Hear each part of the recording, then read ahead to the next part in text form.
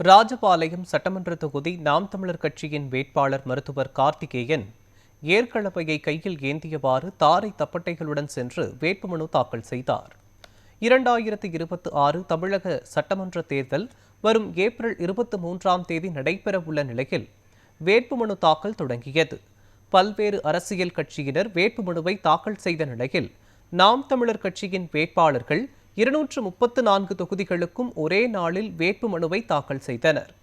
இதன் ஒரு பகுதியாக விருதுநகர் மாவட்டம் ராஜபாளையம் சட்டமன்ற தொகுதியில் நாம் தமிழர் கட்சி சார்பில் போட்டியிடும் மருத்துவர் கார்த்திகேயன் அக்கட்சியினருடன் சென்று வேட்புமனு தாக்கல் செய்தார். காந்தி சிலையிலிருந்து தாரை தப்பட்டைகளுடன் ஒயிலாட்ட குழுவினர் நடனத்துடன் விவசாய சின்னமான ஏற்கலப்பையை கையில் ஏந்தியவாறு திறந்தவெளி ஜீப்பில் சென்று தேர்தல் நடத்தும் அலுவலரிடம் வேட்புமனுவை தாக்கல் செய்தார். 234 தொகுதியிலுமே நாம் தமிழர் கட்சி இன்னைக்கு வேட்புமனு தாக்கல் பண்ணியிருக்காங்க. மித்த எந்த கட்சியும் பண்ண முடியாத ஒரு விஷயம் முதன்முறையாக நடந்திருக்கு.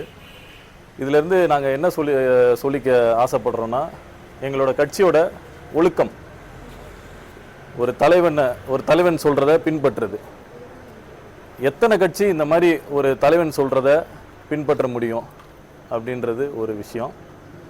ரெண்டாவது, எல்லாருமே படித்த இளைஞர்கள், படித்த வேட்பாளர்கள்.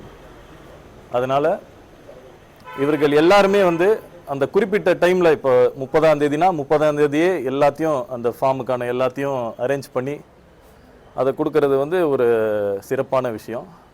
ராஜபாளையம் தொகுதியில் வேட்புமனு தாக்கல் பண்ணதில்